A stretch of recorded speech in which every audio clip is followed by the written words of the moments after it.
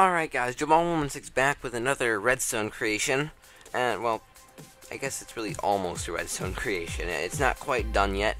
This is kind of just me like officially announcing the project, because if you've been following my Twitter, I've been leaking some pictures of a large redstone project. Anyways, this is me kind of officially announcing it, and just in case you can't tell what it is from this view, I'm just going to go down here real quick. What I've got is I've been building a chessboard. You can see I've got the setup here, I've got the pawns over there on top there, you can see the rook down in the corner, the knight, bishop, king, and queen, and I've got up at top, I've got the black setup also.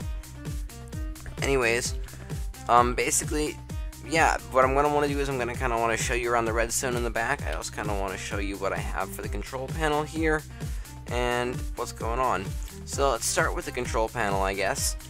Pretty simple. I don't have a whole ton here right now. Basically, this is just a little thing here. You can see what the pieces are. I've got the pawn up there now. That's one. I can like click the button for a king, and it'll show me what the king looks like, or like the rook or whatever. And so basically, it's pretty simple. Pawn is 1, rook is 2, knight is 3, bishop's 4, queen is 5, and king is 6. Pretty straightforward. Over here, I've got a little thing for pawn promotion, even though I haven't hooked any of these buttons up yet. I've also got the control panel. Now, I like what I did for the control panel here, because it's essentially a grid of tripwires, and the idea is you're going to step on the square you want, make sure there's only one lamp on each side lit, and then just push the button, and it'll use command blocks to figure out what coordinate you're on. And basically then what you're going to do is, so you're going to select the piece you have, like the square that the piece is on. If you were paying attention, I actually selected that pawn right there on the edge. And then you're going to select where you want it to move. Now, I haven't actually hooked that up yet, but it's going to be there eventually. Anyways, just so you know, in case you're curious, this thing back here, this control panel is nothing much. Essentially, the block swappers I used is just a design I found on the internet, kind of slightly modified it so that it worked with a lever instead of a button, and that the input was in the back, and got that. Anyways, essentially, there's an objective called piece test. In this case, it's the white piece test, hence the W, and it will set a score for whatever value the piece is, and then these command blocks all test for a minimum of whatever score. So like the bishop's minimum is 4, this pawn is a minimum of 1. Got the hiccups. Anyways, so that's pretty much the... Oh, also, for here, once you push the button, any of the buttons for the control panel, it will pull in these pistons, which will let the signal through to these command blocks that you see here. I've got a score, or an objective called the x-axis. In this case, it's the white x-axis, and it basically will set a score for that, and then these ones do the same thing except with a y-axis, and it will use those then to pinpoint what piece or what square you've selected. Anyways, you're going to want to remember that I selected, it's that pawn right there. I'm going to get into that a little bit later. I'm going to show you what that is. Anyways, you can see kind of the bussing that I have right now. The orange stuff is the block swappers. The dark blue and the white and the half slabs, they're all just bussing.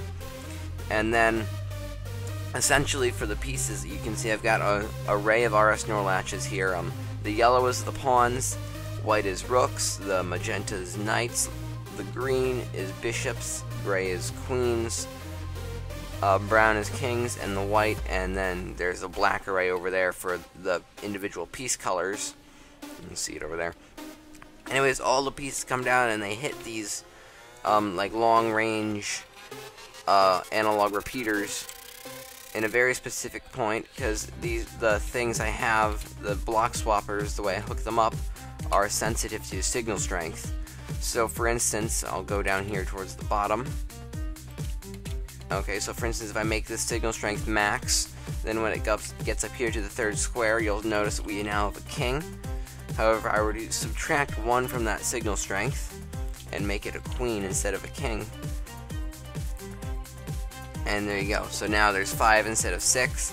That's done essentially just through this little decoder unit. It just goes through different amounts of redstone dust depending on what the signal strength is. Anyways, back to the command blocks, you'll notice that I selected this piece earlier. That's a pawn. Now what's going to happen is you'll notice that right now this whole row of pawns is on because there's a piece in every one of those squares. Now what happens when I push this button, or one of those buttons, I guess, is there's a bunch of command blocks with a really long command, which you can see in the chat there, and essentially it tests for an x-axis score and a y-axis score, and it will use those to pinpoint what square you pushed. So in this case, I think it's going to be this command block that goes off when I push the button, and essentially since this RS NOR latch is activated, once the command block is activated, this torch will be free to go on, and that goes into the piece logic. So when I push the button, it was that command block. You'll notice there's that one there. So now that torch is on. Now the piece logic, we can see that repeater turns on and that repeater turns on. Now that's because if you remember, if you know the rules of chess, then pawns before they move can move forward 2 squares instead of just 1. I also have an input here, so if there's a black piece next to it, then it can capture diagonally. As well, if there's any piece right in front, like right in front of it, like say there's a piece right here, then it won't be able to move there because there's a piece in the way. And that's just the rules of pawns.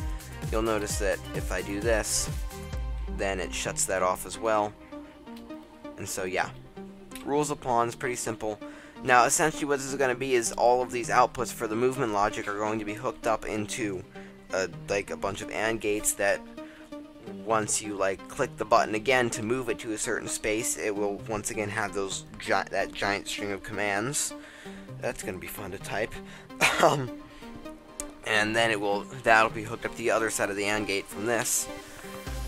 And then basically it'll see, is that a valid move? If it is, it will make the move. If it's not, then it won't make the move. Pretty straightforward. Anyways, you can see I've got the pawn movement logic there. I'm kind of working on the rooks now.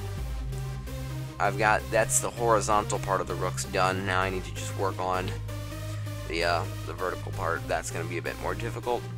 But anyways, then I really don't have anything else. Like I said, this is kind of just me announcing the project. I'm not really going that in depth with anything, and kind of just letting you guys know it's out there, because it's gonna be, I still got quite a bit to make before I finish it, and I've got a lot of stuff going on also, and I've kind of been leaking leaking pictures on Twitter and stuff, and I just figured it'd be nice to get this out there, let people know I'm doing it, and that's really it. So yeah, I hope you guys enjoyed the video, because it's a pretty big thing I'm making, and I really hope that a couple people notice this at least, because this is something I think it's cool, and I really can't wait to finish this up and get it out there.